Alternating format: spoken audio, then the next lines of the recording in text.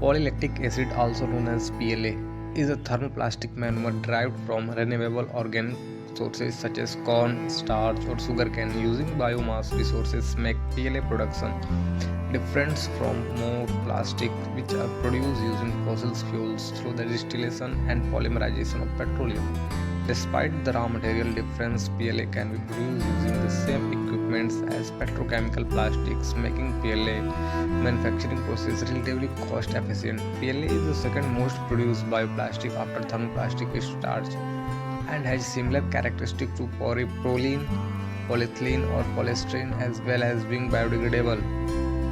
How it is made? PLA is a type of polyester made from fermented plants, start from corn, cassava, maize, sugarcane, or sugar-built pulp. The sugar in this renewable material are fermented and turned into lactic acid, when is then made into polylactic acid or